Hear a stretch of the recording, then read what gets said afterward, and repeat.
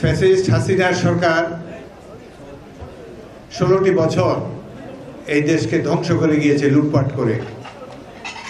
এখনো অপকর্ম নাই যেটি তারা না করেছে। গুম, হত্যা, খুন এবং দেশের সম্পদ বাইরে পাচার করেছে।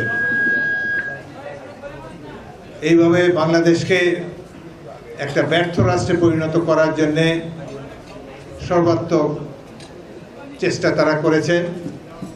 আমরা অনেকেই ধরে নিয়েছিলাম যে এরা বোধহয় দীর্ঘদিন থাকবে, মানুষের এই আহাজারি বোধহয় আল্লাহর কাছে পৌঁছাবে না। কিন্তু দেখেন, আল্লাহ রাব্বুল আলামিন ছাড় দেন কিন্তু একেবারে ছেড়ে দেন না কাউকে। যেই জন্যে এই ফ্যাসিস্ট কুখ্যাত স্বৈরাচারিণী শেখ হাসিনাকে দ্রুত অল্প সময়ের মধ্যে দেশ ছেড়ে পালাতে হয়েছে। হজ করেছি, ব্যাংকে কি করে টাকা জমাই বলেন? ইউসিবি তাকওয়া পরিপূর্ণ ইসলামিক পন্থায় পরিচালিত ব্যাংকিং। একটা শাড়ি সাথে করে নিতে পারে না, যেটা পরনে আছে ওটা নিয়ে ভেগেছে। এই যে উদাহরণ আমাদের জন্যে, এটা আল্লাহ রাব্বুল আলামিনের মহিমা। তিনি বাংলাদেশকে রক্ষা করেছেন, বাংলাদেশের সাধারণ মানুষের জীবনে স্বস্তি এনে দিয়েছেন। সেজন্য আবারও আল্লাহর কাছে এই মাহের রমজানের শুকরিয়া আদায় করি। শেখ হাসিনা এবং এই কুখ্যাত আওয়ামী লীগ ক্ষমতায় থাকলে কি হয় এটা আমরা দেখেছি। গত 16 বছর কি অত্যাচার নির্যাতনের মধ্যে আমরা দিন কাটিয়েছি। এই ধরনের ইফতার মাহফিল করা তো দূরের কথা, মসজিদেও আমাদেরকে ইফতার করতে দেয়নি। এখন তাদের দেখেন কত বড় বড় কথা বলছে, কত জোকার আমরা টেলিভিশনে দেখেছি। কি বলতো, খেলা হবে। কোথায় এখন খেলা? এখন আসো না, খেলতে আসো পাবলিকের সাথে। আমরাও ক্ষমতায় নাই, তোমরাও ক্ষমতায় নাই, আসো, কে কত খেলতে পারো। এই ধরনের দুর্বৃত্তরা শেখ হাসিনার সহযোগিতায় বাংলাদেশের রাষ্ট্র ক্ষমতায় এসে গিয়েছিল। এমপি পদটা একটু সম্মানজনক পদ ছিল।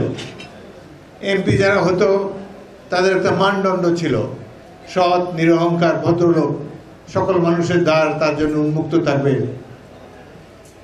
কিন্তু এই আওয়ামী লীগের আমলে চোর, গুন্ডা, বদমাইশ, সন্ত্রাসী, লম্পট এগুলো সব এমপি হয়ে গিয়েছে, মন্ত্রী হয়ে গিয়েছে। লক্ষ লক্ষ কোটি কোটি টাকা বিদেশে পাচার করেছে। 2 দিন আগে টেলিভিশনে দেখলাম একটা ইউনিয়ন পরিষদ চেয়ারম্যান, তার 1500 কোটি টাকা। 1500 কোটি টাকা গুনতে দিলে আমরা সবাই মিলে গুনলেও 1 সপ্তাহ লাগবে। ও কেমনে কেমনে ইউনিয়ন পরিষদ চেয়ারম্যান এই 1500 কোটি টাকা বানাই দিচ্ছে। শেখ হাসিনা, রেহানা আর তার এই যে ছেলে মেয়ে, এগুলা সব দুর্বৃত্তের দল, হাজার হাজার কোটি টাকা লুটপাট করেছে। এবং আমরা বললে তো বলবে যে বিএনপি বলছে, কিন্তু জাতিসংঘ নিরপেক্ষ প্রতিষ্ঠান, সকল রাষ্ট্রের মুরব্বী, তারা বলেছে যে যত হত্যাকাণ্ড বাংলাদেশে ঘটেছে, রাজনৈতিক হত্যাকাণ্ড, সবগুলার নির্দেশদাতা ছিলেন শেখ হাসিনা। এই ধরনের লোকরা দেশের প্রধানমন্ত্রী, মন্ত্রী হয়েছে। এত বড় দাড়ি, তার নামই ছিল দরবেশ। বিশাল বড় লোক, এইভাবে ব্যাংকের টাকা মেরে মেরে সব বড় লোক। তো যাই হোক, আমরা মনে করতাম যাক চুরিচামারি করছে, রাজনীতি করছে, দাড়িও লম্বা আছে, অত বেশি মনে করতাম না। এখন থেকে আরেক বেটা বউকে ভাগায় নিয়ে বিয়ে করছে।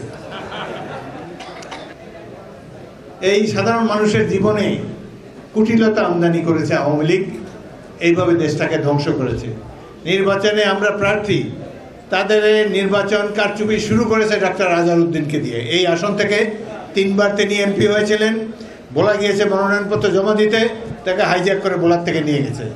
পরের দিন আবার তার বাসায় ফিরিয়ে দিয়ে গেছে। এই 17 বছর বিএনপি অক্লান্ত পরিশ্রম করেছে দেশে গণতন্ত্র ফিরিয়ে আনার জন্যে। আমি সকল বিএনপি নেতাকর্মীকে অভিনন্দন জানাই। জীবনের বিনিময়ে, অনেক কষ্টের বিনিময়ে তারা এই স্বৈর সরকারকে প্রতিহত করেছেন এবং দেশটাকে বাধ্য করেছেন। জন্য দোয়া সমর্থন চেয়েছে। নির্বাচনে কোনো খবর নাই, এখনো হয়তো 9 মাস আছে। আমরা বিএনপি থেকে চাচ্ছি ডিসেম্বরের মধ্যে নির্বাচন, আগে চাইছিলাম জুনের মধ্যে, কিন্তু বর্তমান সরকার নির্বাচন দিতে চায় না। ডক্টর ইউনূস ভালো মানুষ, তার অত লোভ লালসা নাই, সারা বিশ্বে তিনি কেয়ারটেকার চিফ না হলেও অনেক সম্মান পাবেন, কিন্তু বাকি যে টিম উনি নিছেন উপদেষ্টাদের মধ্যে, এদের কোনো যোগ্যতা আমি এদের মধ্যে দেখি না।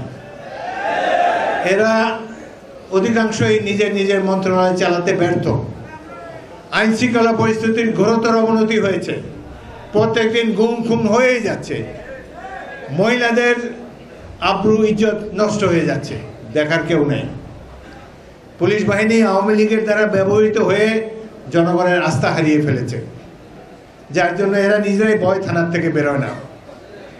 এমন অপকর্ম তারা করেছে, সিরাজগঞ্জের বেলকুলিচি থানায় 12 জন পুলিশ কর্মকর্তাকে মেরে উল্টা করে লটকে রেখেছে সাধারণ পাবলিক। বাংলাদেশের মানুষ তো এরকম ছিল না, অত্যাচার নির্যাতনে অতিষ্ঠ হয়ে গেছে মানুষ। আওয়ামী লীগের গোলামি করতে করতে দেশটাকে ধ্বংস করে দিয়েছে। আজকে রমজান মাসে সবাই প্রতিজ্ঞাবদ্ধ হবেন, এই সন্ত্রাসী আওয়ামী লীগকে আর রাস্তায় কোনোদিন আমরা হাঁটতে দেব না।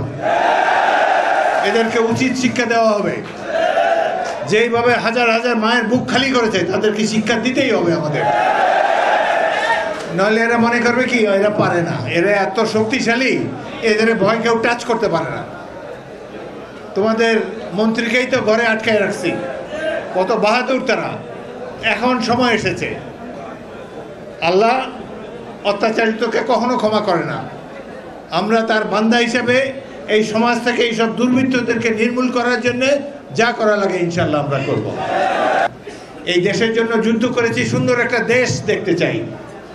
অনেক স্বপ্ন ছিল 1971-এ, সেই স্বপ্ন ধীরে ধীরে আওয়ামী দুঃশাসন এখানে ম্লান হয়ে গিয়েছে।